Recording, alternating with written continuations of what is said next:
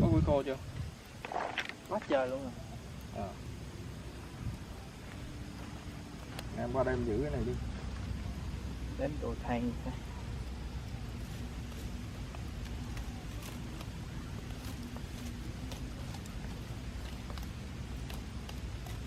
Mũi lên này nè. Con mũi. Con gì vậy? Có lửa đỡ. Cầm này lên chứ.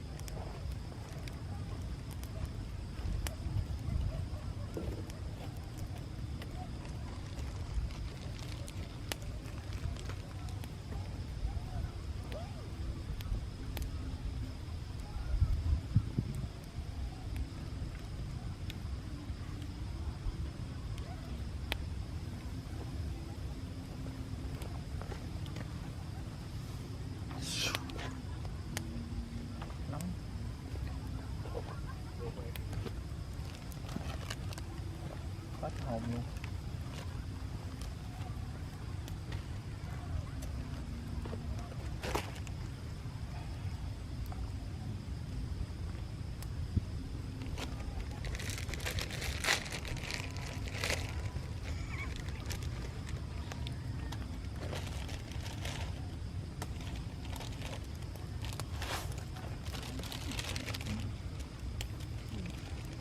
chối rồi.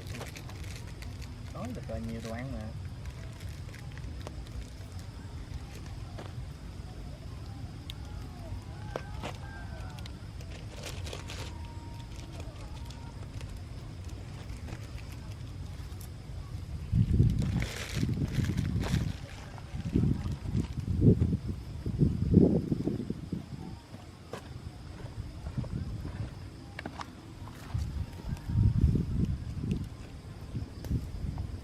Có một nồi lẩu nấm chay vegetable stock. Nó cháy cái cay. Rồi kể đi. Giờ làm sao lấy cục thịt bò ra ta? Không, mình để cho nó mình cắt mình ăn luôn, lấy dao cắt. Sao cắt vậy? Nó nóng. Rồi anh có bị nhiễm cho em xem. Thôi. Rồi kê đó để đại đi. Từ mình ăn.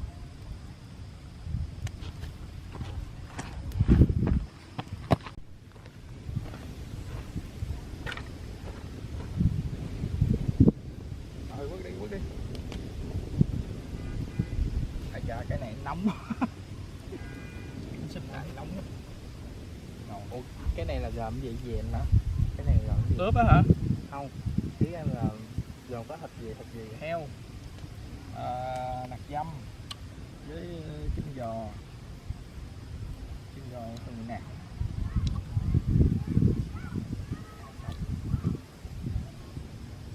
Cái gì sống?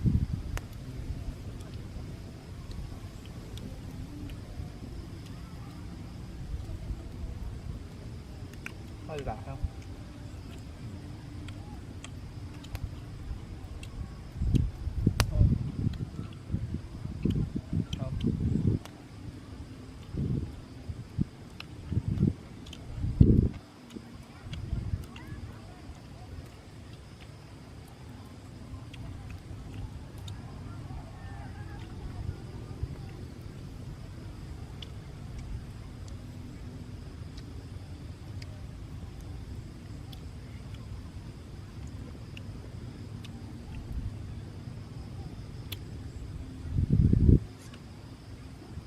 Này có thứ nước chấm đúng không?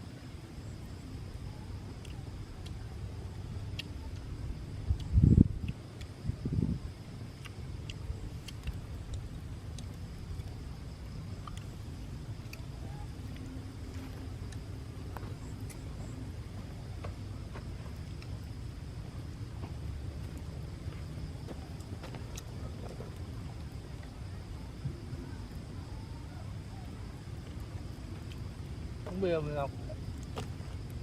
Có.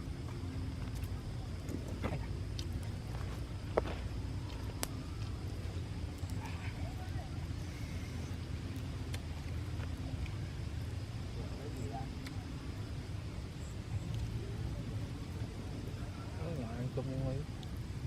Mình chảo đi.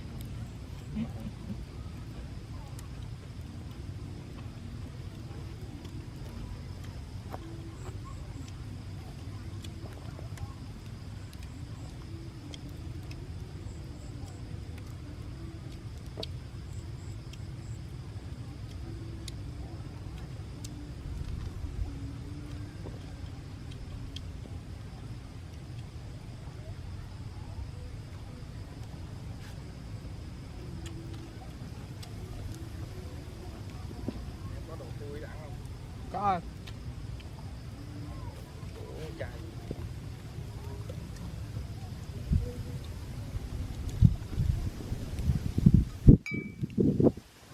Ôi luôn nhập.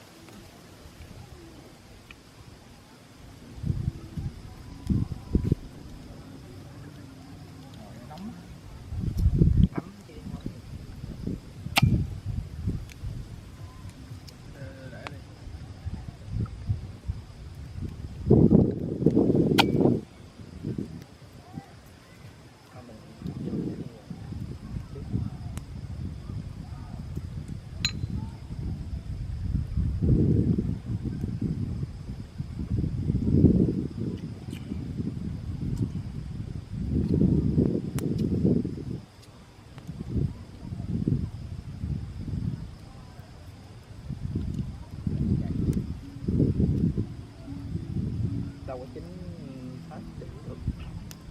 nào chín ăn trước.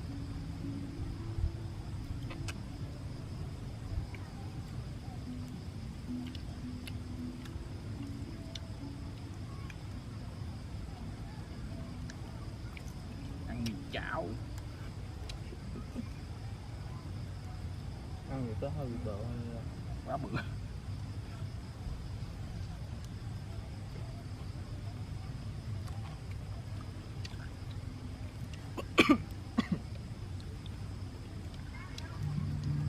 Để chai bên kia để đây để Díu díu hả? để ra đụng này nó đổ. Ok.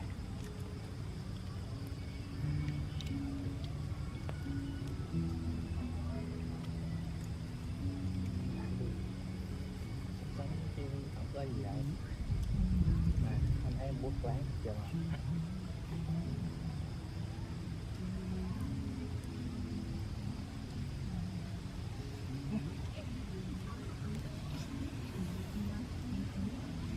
Không có.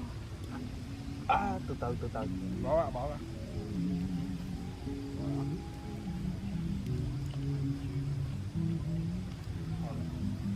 Ăn cầm cái nồi nó nặng hơn.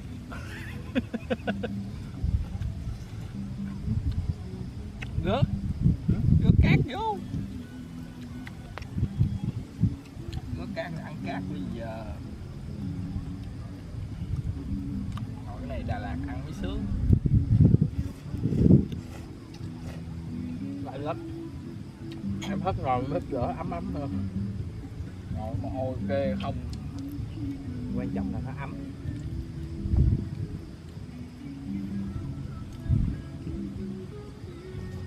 Để xuống nè.